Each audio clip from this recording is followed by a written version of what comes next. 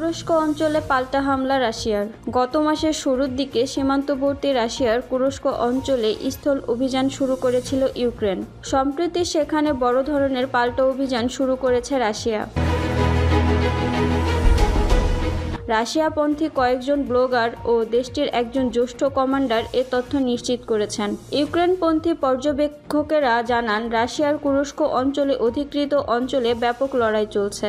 রুশ সেনারা ইউক্রেনের সেনাদের হাত থেকে সম্ভবত কিছু গ্রামও পুনরুদ্ধার করেছেন। রাশিয়ার সেনারা স্নাগস্তের দক্ষিণে মালায়া লোকনয়া নদীর পূর্ব দিকে ইউক্রেনের সেনাদের পিছু হটতে বাধ্য করেছেন। রাশিয়ার প্রতিরক্ষা মন্ত্রণালয়ের দাবি, কয়েকটি গ্রামে তারা ইউক্রেনের সেনাদের পরাজিত করেছেন, তবে এসব তথ্য স্বাধীনভাবে যাচাই করা সম্ভব হয়নি। অন্যদিকে ইউক্রেনও এ বিষয়ে তাৎক্ষণিকভাবে কোনো মন্তব্য করেনি। আজ বৃহস্পতিবার মেসেজিং অ্যাপ টেলিগ্রামে ইউক্রেনের বিমান বাহিনী এক বিবৃতিতে জানায়, বুধবার দিবাগত রাতে তারা রাশিয়ার ছোড়া 64টি ড্রোনের 44টি ভূপাতিত করেছেন।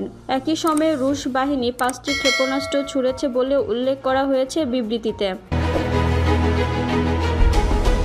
The institute for the study of war জানায়, এই মুহূর্তে কুরস্ক অঞ্চলে রাশিয়ার পাল্টা হামলা নিয়ে কোনো উপসংহার টানা যথাযথ হবে না।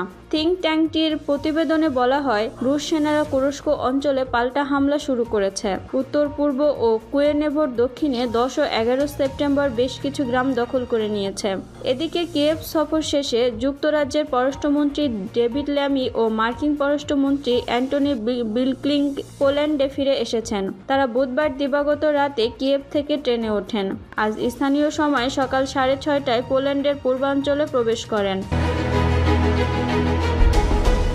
আগের দিন বুধবার তারা কিয়েভে ইউক্রেনের প্রেসিডেন্ট ভলোদিমির জেলেনস্কির সঙ্গে সাক্ষাৎ করেন। ইউক্রেনকে পশ্চিমাদের দেয়া দূরপাল্লার ক্ষেপণাস্ত্র দিয়ে রাশিয়ার ভেতরে গুরুত্বপূর্ণ সামরিক স্থাপনার হামলার বিষয়ে বিধিনিষেধ উঠিয়ে নেওয়ার ব্যাপারে শক্তিশালী ইঙ্গিত দিয়েছেন মার্কিন পররাষ্ট্রমন্ত্রী। এ বিষয়ে হোয়াইট হাউস নিজেদের মধ্যে এরই মধ্যে সিদ্ধান্ত নিয়েছে বলে ধারণা করা হচ্ছে। যুক্তরাজ্যের সরকারি সূত্রগুলো ইঙ্গিত দিচ্ছে, রাশিয়ার ভেতরে লক্ষ্যবস্তুতে স্টর্ম শ্যাডো ক্রুজ ক্ষেপণাস্ত্র দিয়ে হামলার অনুমতির বিষয়ে এরই মধ্যে সিদ্ধান্ত নেওয়া হয়েছে। তবে আগামী শুক্রবার ওয়াশিংটনে ব্রিটিশ প্রধানমন্ত্রী কিয়ার স্টারমার ও মার্কিন প্রেসিডেন্ট জো বাইডেনের বৈঠকে থেকে এ বিষয়ে আনুষ্ঠানিক ঘোষণা আসার সম্ভাবনা নেই।